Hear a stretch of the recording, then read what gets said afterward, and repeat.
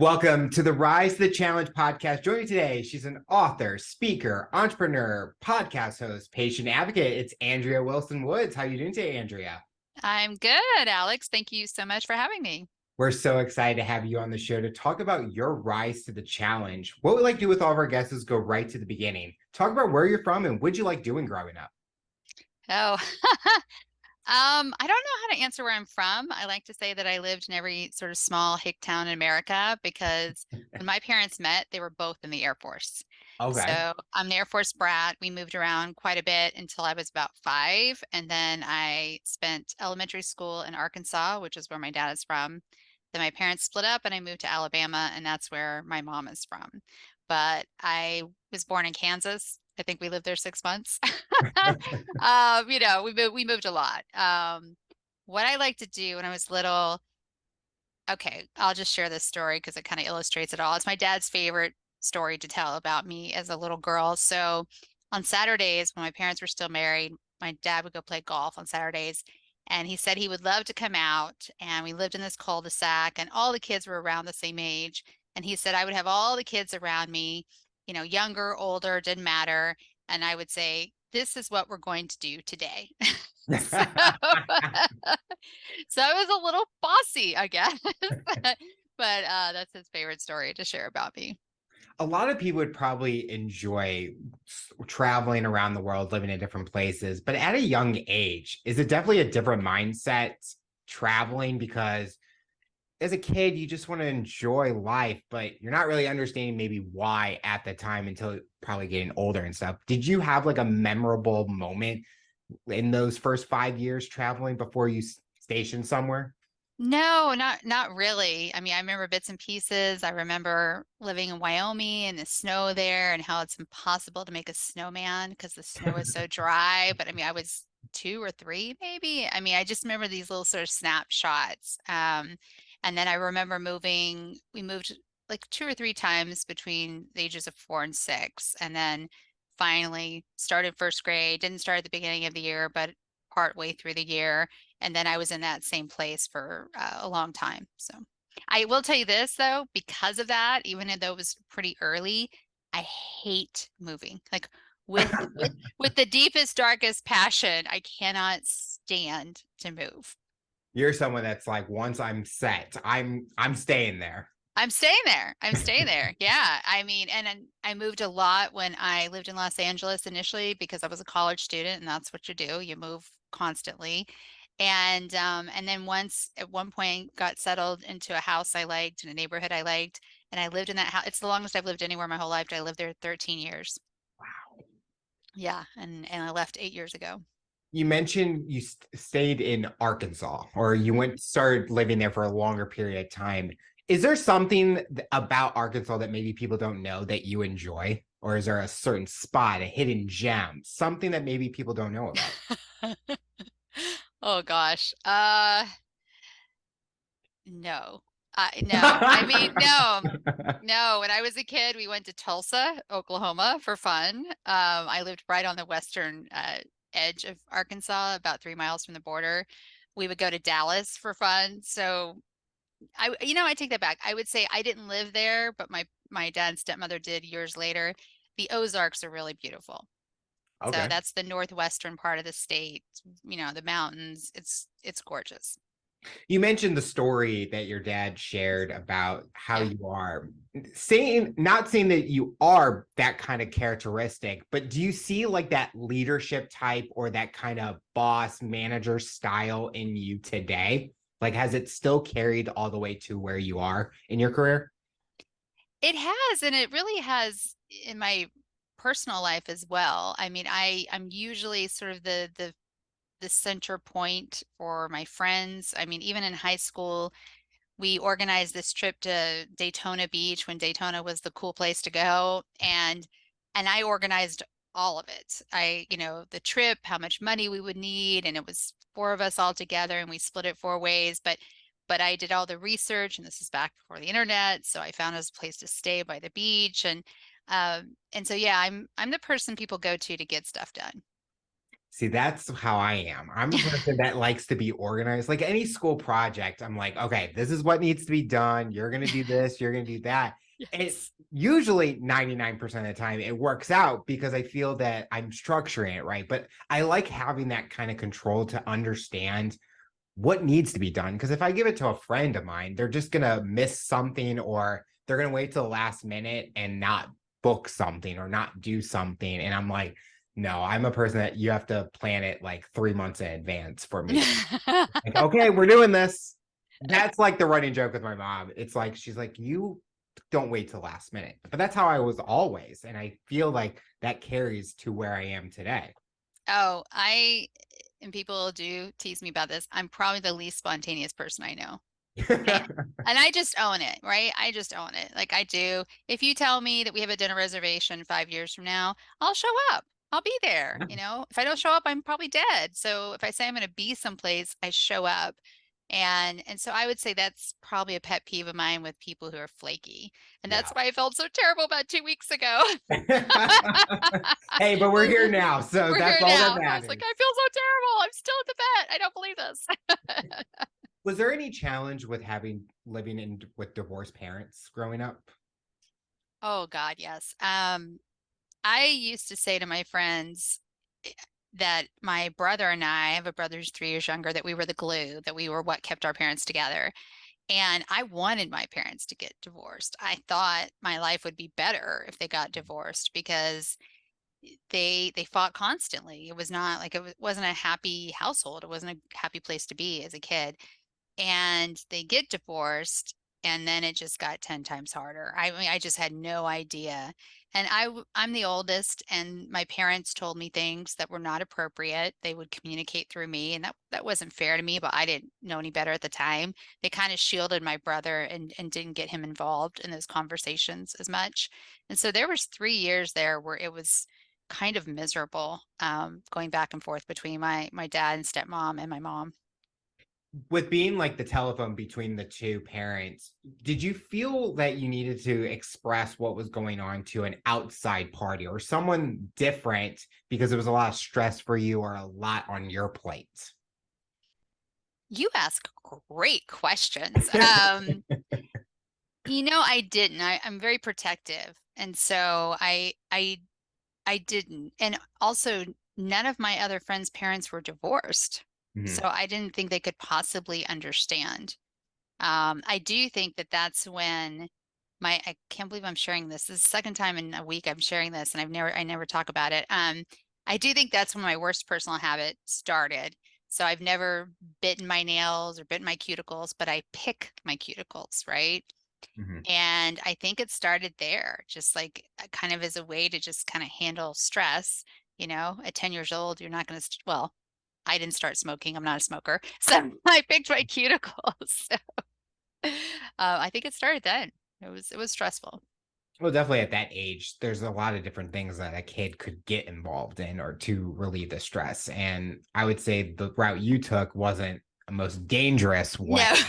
in that same, but it shouldn't be on a 10-year-old to have to worry about all that. Did any like family members know what was going on or like with living? Um, yeah, I mean, yeah, yes and no. My mother's family didn't live there. My dad's family did. But I mean, are your parents divorced? Yes, but Okay. my parents got divorced when I was 3, so I don't really remember them even being Oh, together. But my mom remarried and then went through another divorce. And I was, I think I was in college when they got divorced, and I saw a lot of it. But I was also closer to my mom than right, him because he was a stepfather in a way. right, right. Um, Now I'm trying to remember your question. No, no, I don't think other family really knew. I mean, seventh grade was the worst year of my childhood, and I was bullied in school. I had all kinds of stuff going on, but I did never told anybody, and I still made straight A's, so nobody knew any differently. But I hated school, and I usually really liked it, but wasn't a good time. Really wasn't. Did you have anything like a passion project or something that could get your mind off of those things, like away from school? Was it a sports, an activities, something different? Yeah, so I started ballet when I was 5. And it was my idea. We passed by a ballet studio and I looked in, and this is one of my earlier memories. And I said to my mom, I said, I want to do what those girls are doing. And she was like, all right. And so yeah, I had ballet. Like that was my go-to place. That was my happy place. And I actually ended up going to performing arts high school Wow. with ballet. Did it ever lead to doing a different technique or a different kind of style, or was it just mostly just ballet for you? It was mostly ballet until I went to college, and then I was able to take more modern and jazz classes. And then I like to joke that I danced at every theme park in Southern California in my 20s, from Knott's Berry Farm to Magic Mountain, whatever. Universal Studios, I worked there a lot. So yeah, definitely other types of dancing. But if you have ballet as a base, you can almost do anything except hip hop. I'm a terrible hip hopper. And anytime I've tried to do hip hop or anything like that, years ago, not recently, a teacher would call me out. And I mean, I remember a teacher once said, "How many years of ballet have you had?" Like, because it shows. You can't shake it when you've had ballet that long. You can't shake it. Well, funny thing, I actually took a hip hop class. So Did you? yeah, your name it. I'm like, she's gonna say hip hop. I know where this is going. Yeah, I It can't. I am probably, you see like those kids, the videos nowadays. I'm one of those kids who's making fun of themselves, but I'm just having fun out there, just dancing. I haven't taken one. I got a free class and I'm like, I am done after this year. I don't want to do it anymore. But it was fun. It was a That's blast for cool. the time.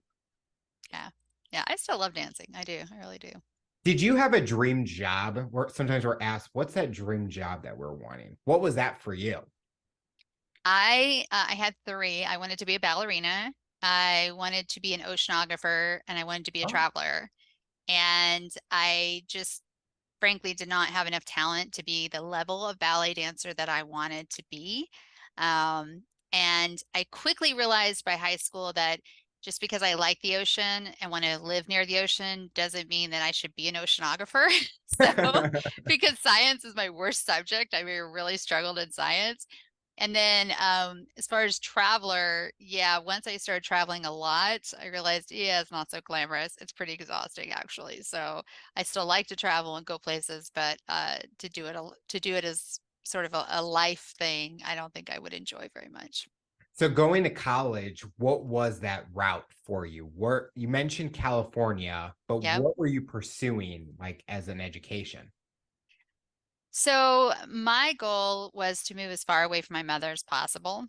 So and I applied to schools in California. By that time, my dad and stepmom had moved to Phoenix, and so it was kind of a way to be closer to my dad, but not us actually, go to school right there in Arizona. And I ended up pursuing acting because my ballet teacher actually recommended it. Like she Hmm. thought I would be a really good actress. And it's funny, I got into the school of journalism and didn't think that was such a big deal. It turned out it actually was. And then I got out of journalism and went to theater. Did you have like a dream like role that you were wanting for acting? I know some people they want to go the big movies or TV shows or soap operas. Did you have like that route that you were wanting? Um, it was pretty tough until the X-Files came along. Like I like to say the X-Files saved my career because I I had a really versatile look. I could look different very easily. And so casting directors, if they can't look at you and in 5 seconds know where to peg you, it can be really hard. But then the X-Files happened, and especially at that time, Gillian Anderson and I looked almost identical. I mean, people would ask me for her autograph all the time, and we're the same height, we were the same weight, same shape. And finally, I started getting cast in the smart chick roles, is what I call them. I got cast as like the lawyer, the scientist, or the cop, or things like that. But I also discovered I had really great comedic timing. And so one of my goals was just to get a sitcom. I wanted a sitcom so I would have steady income and I could put my sister through school. And so that was like I didn't really care what it was. It was just a matter of steady money. So, What was the most challenging part by trying to find roles or to get into that kind of career path? um, well, we haven't dived into it yet, but I was raising my sister by that point, and so she was my number one priority. And I think if you're going to go into a profession like acting or any arts where there's no clear path, right? There's no go to school, go to med school, go to postdoc, go to residency, where there's no sort of direct path. I think you have to be all in and it has to be your number one priority. And it wasn't for me. My number one priority was my sister. And and also just, not having connections and not having a very linear path. I mean, it's kind of all over the place. And so it can be really challenging. And it's also very expensive. I think people Yeah. underestimate how expensive it is to live in a city like Los Angeles or let's say New York. And then at the same time, you're supposed to be constantly perfecting your craft. Well, those lessons, they cost a lot of money as well. Mhm. Just from an outsider, you hear people talk about the path and getting a job where they could go 10 auditions before they finally get one, and maybe that Yeah. one barely pays the rent. I mean, especially here nowadays with Los Angeles and how expensive it is in New York. I mean, I was just watching videos on social media where people go to people's apartments and see how much they're paying to what they actually live in. And it's just wild that Oh, yeah. people are so dedicated about that path and they're willing to do anything to get there. Yeah. I think it's actually in some ways, if you know how to use it, it's a lot easier with social media now. Yeah. You can literally, let's be honest, be famous for just being famous, right? And so if you are pursuing acting and you have a really good handle on what your brand is, you can really use social media to your benefit. Yep. And I know for a fact that, and I'm so glad I'm not in it anymore, that it actually matters now with casting. Hmm. And so I have a really good friend who works for a huge studio. She's a VP of television, and she hates the casting process, and she mostly removes herself from it now because oftentimes the most talented person doesn't get the role. It's the person with the biggest social media following. Which is so bad. So So bad. bad. I hate that. I know. It's sad. But there are also a lot more opportunities now with streaming. Yes. You talked about gaining custody of your sister. Talk a little bit about that and what was going on and how did that happen for you? Yeah, so my sister and I have the same mother, different fathers. Her father died before she was born, so she never knew him. And my sister was born after my mother and I moved to Alabama, and my brother ended up going with my dad and stepmom to Arizona. And so I really helped raise my sister. I was 13 when she was born, almost 14, and I was around during those really early years when she was a baby. And then when she was 4, I ended up, leaving and going across the country to go to school. And my mother just began to have more and more issues. She was a prescription drug addict. She'd always been really high functioning, always able to work. And when I left home, I used to tell her I was her housewife because I did everything for her, everything. And she didn't really get that. And so she struggled. And then ultimately, she ended up losing her nursing license for shooting up morphine at work and refused to go to recovery, refused to go to a treatment program. It's very common for nurses and doctors to have addiction issues, especially back then when you could just take, and my mother would take handfuls of pills home every night. I mean, you can't do that Wow. anymore. And so her life after that, after she lost her nursing license and couldn't keep a job, it just totally unraveled. My sister came out to visit me for what was supposed to be a 2-week Christmas vacation. At that point, I was 22. I had graduated from USC the year before, and she ended up staying. My mother called the day after Christmas and said she didn't want to be a mother anymore, and she wanted me to take my sister for a while. And I had seen how my sister's life had really unraveled as well, and I was really concerned. And so I just told my mother that if I take her, I'm not giving her back. And that's what happened. I was 22, my sister was 8. We ended up eventually going to court, and I sued for legal custody and won. So I raised my sister all through my 20s. We just talked about when you're going through a path, you're going all in. Was this something that you were going to do anything to make sure you had custody to the safety of your sister to protect her from this situation, but Yeah. also give her a life that she deserves to have? Yeah, exactly. Yeah, all in. Absolutely. She was my top priority. What was the biggest thing that you guys bonded over during the time? As the age difference is there, but Right. you kind of learned something new from different generations. That's true. Well, I can hear her right now. It wasn't music. We had very different taste in music. Although I appreciate her music now more than I did then. Gosh. I think we just bonded over inside jokes. Do you know what I mean? Like, we liked reading a lot of the same types of fiction, so we bonded over books. But I mean, we had totally different taste in movies, different taste in music, different taste in clothes. So, um, none of those things. Did she challenge you at all to become a better person, or did she make it easy for you to take care of her? No, no. Yeah, yes and no. Yeah, it was very challenging because she'd only ever known me as her sister. She'd never known me as a parent. And she was mad, rightfully so. I mean, she was kind of dumped basically. And my mother actually did not even say anything to her.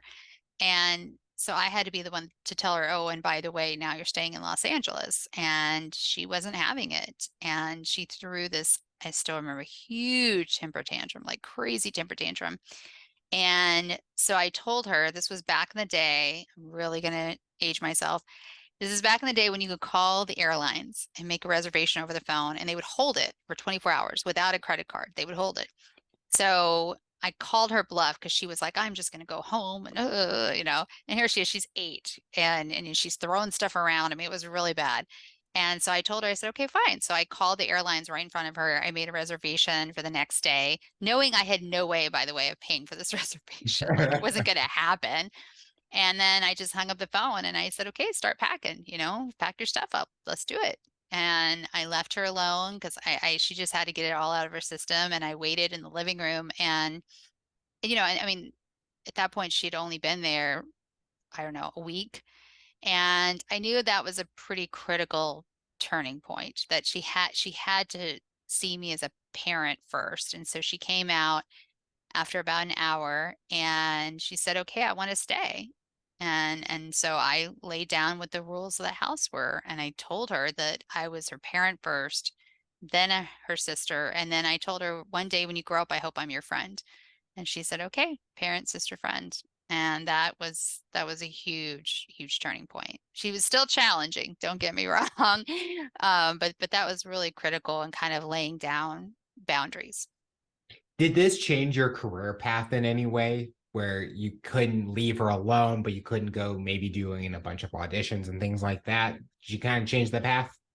It did. I still pursued acting, but it was really hard to sort of keep a regular full-time job because I wanted to be on her schedule. Mhm. And there was a period of time where I had like 4 part-time jobs, and 2 of them I could take her with me, and so that worked out really well. I mean, she even ended up landing an acting gig because I took her with me to a job where I was teaching acting to children, and there was this opportunity. A manager came in and was looking for a kid for this one thing. And of course, that person was supposed to pick one of the kids from my class and instead picked my sister, who did not care at all about acting. She was like, whatever, okay, this will be fun. She's like, I get paid $100. This is great. Yeah. So I took her with me as much as I could. And then eventually I actually became a teacher so I could be on her schedule. And I was a substitute teacher. And that way I had the flexibility if I needed to go out auditions. But mainly I was on her schedule, and that was the most important thing. After teaching, what was next for you, or what was going on in your life during those times? So to answer that question, I have to explain, and we can go as deep or as shallow as you like. So Adrian was diagnosed with stage 4 liver cancer 1 month after her 15th birthday, very suddenly. right toward the end of her first year of high school. And so that changed the whole course of my life. I actually quit work to take care of her during that time, and she was only sick 147 days, and she died a few months after my 29th birthday. So that the following year, I'm 30 years old, and I was really lost. I kind of went back to acting. I mean, I did go back to acting television and movies, just background work so I could have an income. And it was also the kind of job where I could just show up and not think too much and just kind of lose myself in my grief. But I also ended up starting a nonprofit dedicated to the very specific type of liver cancer that killed Adrian. And so that was how 20 years ago I started becoming a patient advocate. Was there any signs prior to the diagnosis that kind of was alarming, or did you kind of know something was going on? Did she kind of feel different, something like that? She had three signs. She was having a lot of heartburn, and she was chewing Tums like they were candy, like they were Tic Tacs or something. And the way I reacted was, well, I can control what she eats at home, but I couldn't control what she ate at school. And so I was like, stop eating tacos at school, just stop eating the crap at school. So I was a little concerned, but I wasn't too worried about it. And then she had stopped getting her period. That worried me. I was so worried she was pregnant because she had a very serious boyfriend. And I thought, oh my God, oh God, oh God, and I confronted her on it. And she wasn't having sex, and she said no. And so I was a little worried about that, but she was scheduled for her regular physical, and I had told her, I said, well, you're old enough now, we're going to get your first pelvic exam, because I did think, okay, something might be wrong. Mhm. And then the third thing, which is directly related to very advanced liver cancer, but you would never know, and I certainly don't want to scare anybody, but 2 weeks before we got that news from an ER doctor, she had hurt her shoulder, and she thought she had dislocated it, and we went to her pediatrician, and it wasn't dislocated, but it was in pain. And so he gave her some ibuprofen, sent her home, and said, take it easy in dance class, which was her PE credit. And that was it. And exactly 2 weeks to the day is when I came home from work and found her on the floor of the living room, curled up in a fetal position crying, and took her to her pediatrician. He thought we were back because of the shoulder pain, and we said no. Fast forward, he sent us to the ER. The ER did a CAT scan, and it was actually the CAT scan that showed that she had tumors on her liver and lungs. And so right shoulder pain, again, not to scare anyone, can be a sign of a very advanced liver cancer, because there's a nerve that goes from our liver all the way up to our right shoulder. It's called referred pain. Wow. Yeah. Yeah. Yeah. You would never know. I mean, yeah. And liver cancer is often not diagnosed, even now, till Mhm. later stages, because our liver doesn't have pain receptors. So for my sister, she kept saying, I can't breathe. Well, what had happened is her liver had gotten large enough that it was pressing on her diaphragm, and she literally couldn't breathe because of the compression on her diaphragm. So, You talked about creating the nonprofit for the exact type of liver cancer that your sister went through. What's the biggest message or mission that you are doing with the nonprofit in kind of the honor of your sister? What are you trying to share to the public? well, Blue Fairy's overall mission is to prevent, treat, and cure primary liver cancer, specifically hepatocellular carcinoma, through research, education, advocacy. And at our core, we started with the education component because most people just don't know or have huge misconceptions about liver cancer. And then a few years ago, we launched our public awareness initiative called Love Your Liver, which is not only about liver cancer, but also about liver disease and prevention. And that's one of the tough things about liver cancer is once you get it, it's one of the deadliest cancers. It's the third largest cause of cancer deaths worldwide, but it's also one of the most preventable cancers. So the more people know about their liver, and how important it is, can't live without it, and liver disease, then hopefully the more we can prevent it. Is there anything that you've learned with school that has helped you in creating this nonprofit? Because we talked about where you went to dance school, acting Right. school, and that entrepreneurial style probably wasn't in your mind like I'm going to create this until Right. the It moment wasn't. happened. So, is there anything that you've done that has helped you be where you are today as an entrepreneur, as a leader, someone that's has a mission to get words out there? I think ballet makes you very, very disciplined, extremely disciplined. When you have 2 to 3 hour-and-a-half ballet classes a day, Monday through Friday, in addition to schoolwork, and you are used to living in pain, and you're used to your toenails falling off, and and it's a very disciplined art form. I mean, it's very much it's very athletic, much more athletic, I think, than people realize. Although I think people are more aware now. Um, yeah, it's the discipline and the drive that I had with ballet that really, really helped a lot. As a speaker, what are you hoping to share with people? And what's that main goal? Well, I love it, first of all. I love speaking. I love interacting with people. And I've done a little bit here and there over the last 5 years. And this year I'm getting really serious about it. And it's funny you should ask because I'm still kind of trying to figure out what's the main message. Mhm. Um, I have spoken about patient advocacy. I've spoken about death and dying. I've spoken about physician burnout. But I think the main message I'm kind of circling on right now, and it's the main message from my book, and judging from the reviews, most people understand it.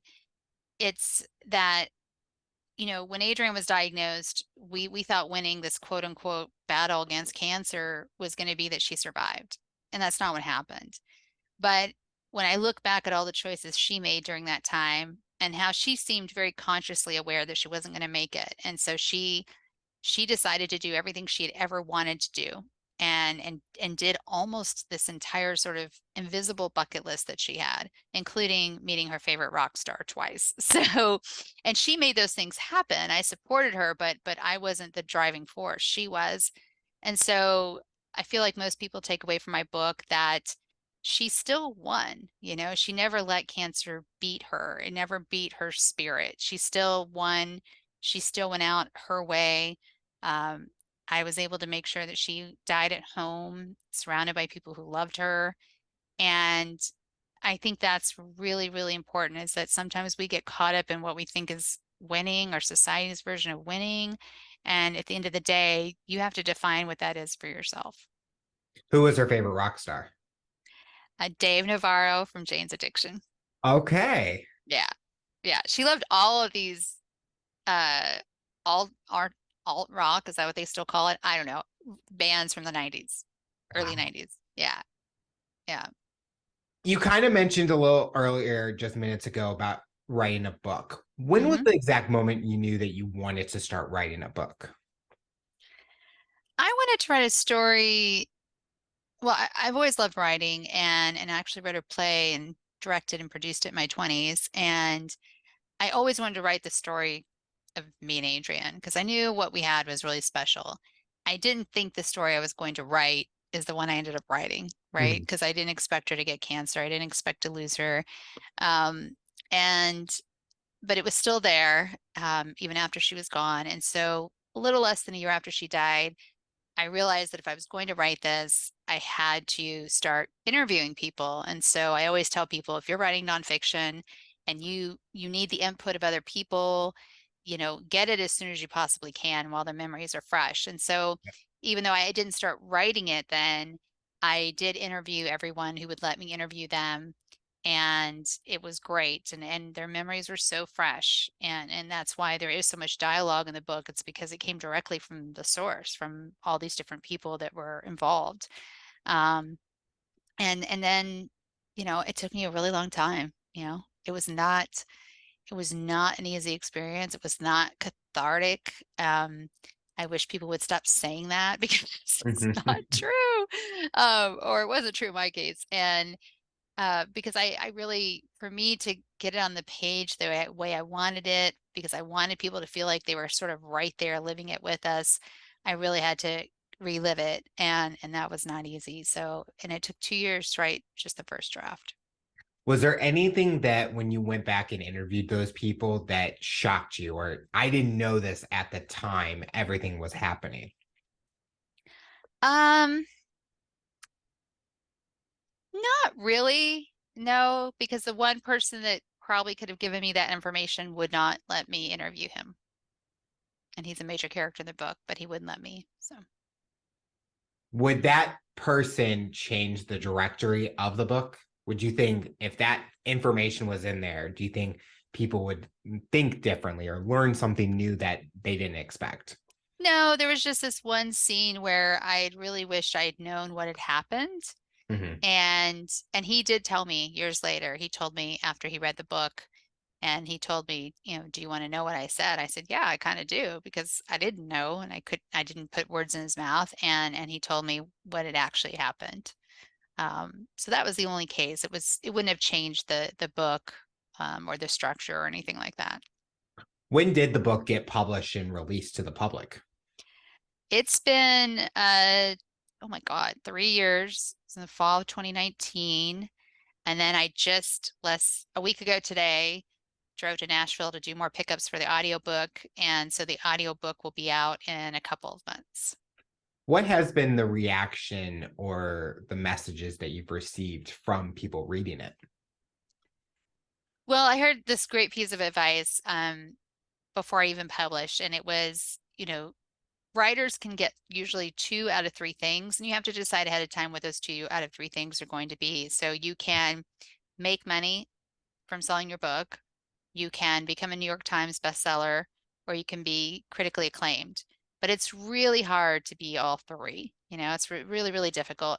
And so my intention going into it was I want my book to be accepted by the medical community.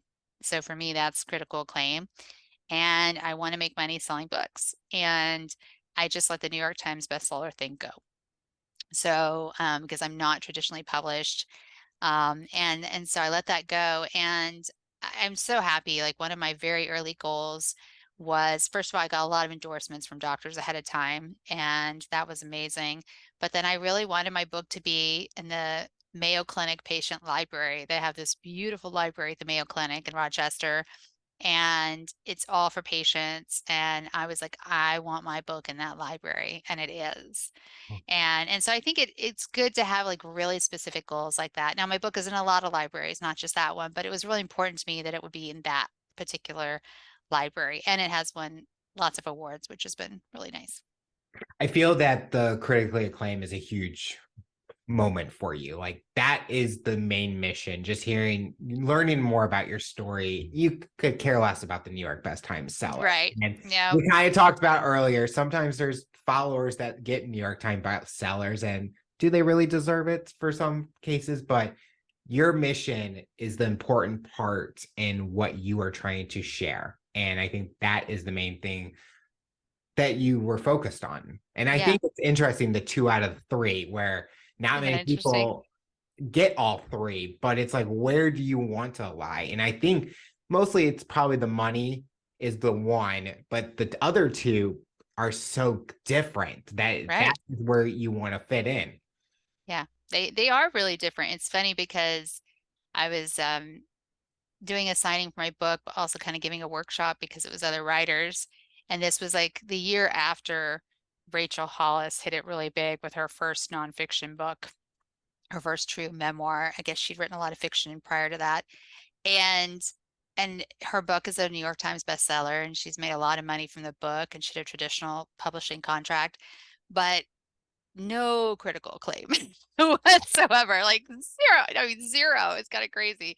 And so I think that's just kind of a good example of, yeah, you have to choose. You have to know, where you're going to go. What are you going to do with it? So, With interviewing, especially being getting into podcasting. I don't know the exact what your show's about, but did that kind of lead you to what can I do next? Or how did you get into podcasting? Well, in a very circuitous way. So 2 years before my book was published, um, I had worked with many editors. I had great mentors who were all very successful writers, and but I could not get my book traditionally published because the feedback I got from agents was, the writing is excellent, the story is amazing, it's sad. It has a sad ending. It's not a Hollywood or Disney ending.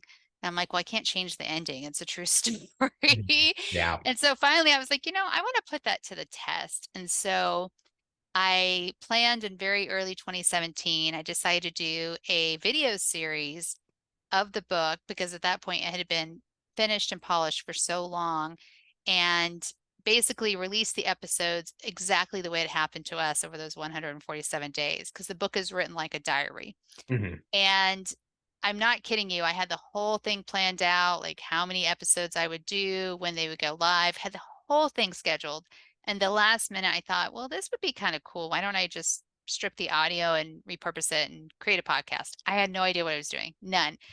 And so it really is sort of an audio version of the book without like a lot of stuff that has now since been taken out because of what's the word? Not censorship, but copyright issues. Like a lot of song lyrics and stuff had to be removed from the final book. But anyway, so I do this video series simultaneously with this podcast that is very low quality, but okay, it's all right.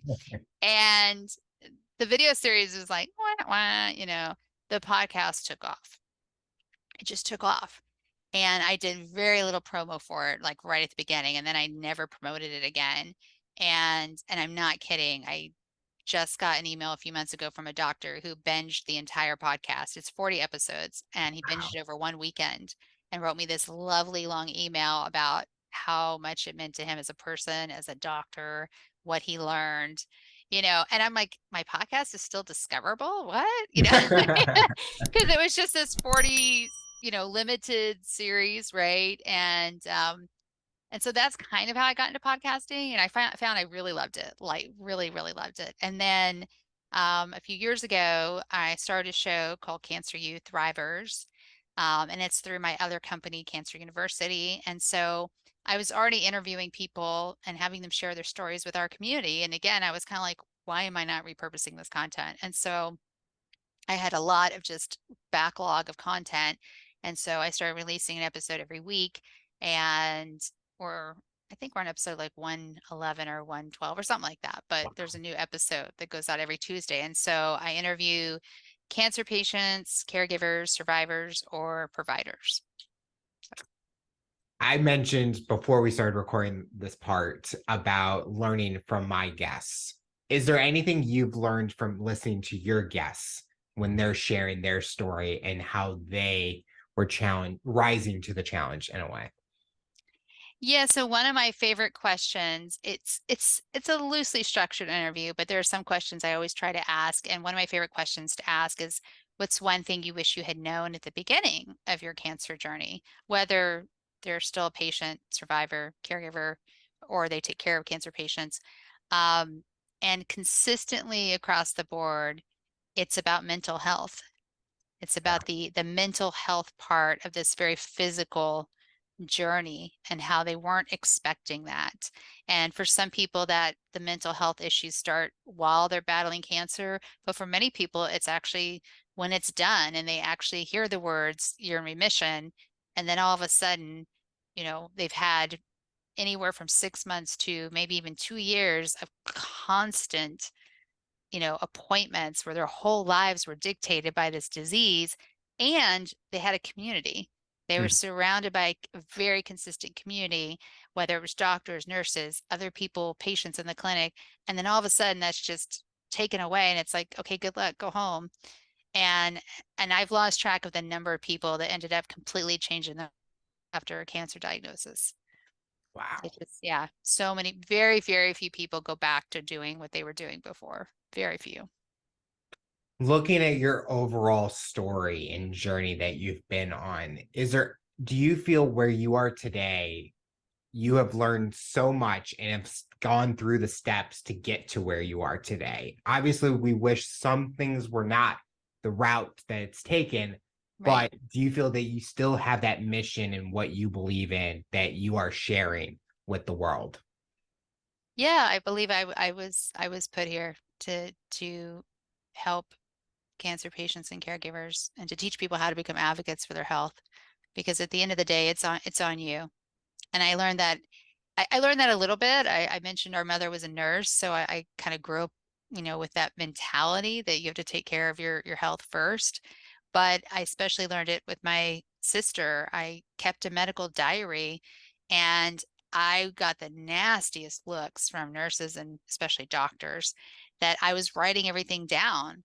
But then during her second round of chemo, they came to me and they asked me how much pain medication they had given her during the first round of chemo because they lost her entire medical record. It was 20 years ago and they were going from paper to digital and they hadn't quite made that transformation yet.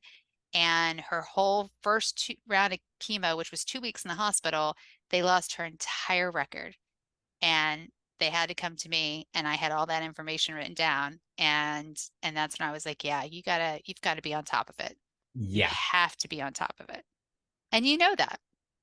Oh yeah, it's like that's just shocking to me. If I had an experience where my doctors didn't have the files, I would be, as a patient, I would be screaming. Like I would be getting mad at those doctors. But let's be honest, some of those doctors nowadays, they do the same thing. Like somehow it doesn't get from paper to digital files and they're Well, all and the digital files, don't even get me going on this rant, but the digital systems don't talk to each other. Like the yeah. different EHRs. It's mind-boggling to me. So I go to almost every doctor's appointment ahead of time. Like I actually have a follow-up tomorrow with a piece of paper printed out with my current medications, every surgery I've ever had, every illness I've ever had.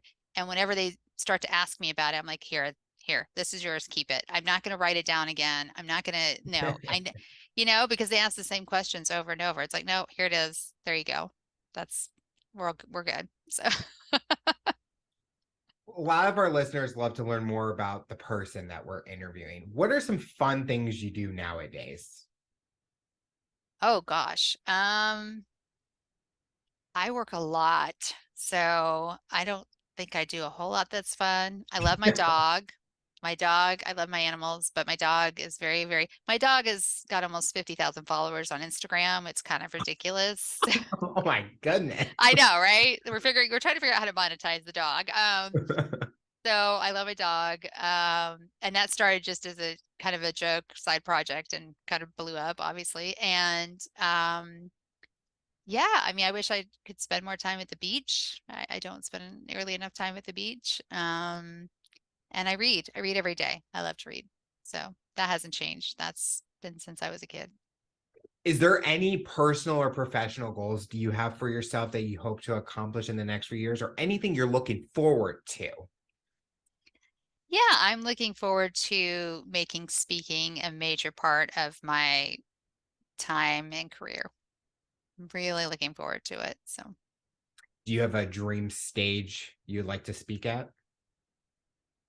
um, yes and no. Not a stage per se. I mean, I think everybody who's a speaker wants to do a TEDx talk, or TED talk. So I would love to do that. Um, but there's also an opportunity at the largest medical conference in the US where this one particular company puts on this incredible event every year, and it's finally back in person. This past year it was back in person after 3 years. And they always have the best speakers. And I want to do that keynote one day. You never know what can happen. Yeah, I got my eye on it. The final question I'll ask you for someone that's listening to this interview based on your journey and experience, what tips or advice would you give them to overcome obstacles, accomplish their goals, and rise to the challenge? I would say don't let fear stand in your way. And I think that when you boil it down, almost always fear comes back to a fear of some kind of change. And, I lived in LA over 20 years. The last year I was in LA, really the last 4 years, but especially the last year, I was very unhappy. I was unhappy living there. I was unhappy in my marriage. And I had never been that ambivalent in my whole life. And it wasn't a good time. I just couldn't make a decision. And I was so afraid of leaving. I was done with LA. I really was done. And I didn't know where I wanted to go. And one day I was like, what what's the worst thing that can happen? Like, what is the word? Why don't I just leave? Because no matter when I leave, whether I leave now or I wait a whole nother year or 2 years or whatever, it's still going to be really scary. Mhm. And, there's a lot of different versions of this quote, and a lot of people get credited with it, but it's something like, um, fear is not lack of courage. Courage is having fear and moving forward anyway. And so that's why I always tell people, like, if you wait for the fear to go away, nothing will ever happen. It will never happen. And I think that's maybe one of the only blessings about cancer is that you are really forced to live in the present and make decisions very often, very quickly. And you don't have time to be paralyzed by fear. You just don't. It doesn't mean you're not scared, but you can't not act when you hear the C word. And so I think that's one of the blessings of cancer. But one day I just said, okay, I'm done. I'm done with LA. I'm going to leave. And from the day I made that decision, it was less than 2 months later that I left it. Wow. And the house that I lived in for 13 years, the longest I lived anywhere in my life. So yeah, it was 8 weeks of crazy. Let me put it that way. Selling things, donating, trashing, whatever. Um, but and it was such a good decision that I made. Well, Andrea, I want to thank you so much for coming on the show and talking about your rise to the challenge. You're inspiring so many people, and we're excited to see what the future looks like for you. Well, thank you so much, Alex.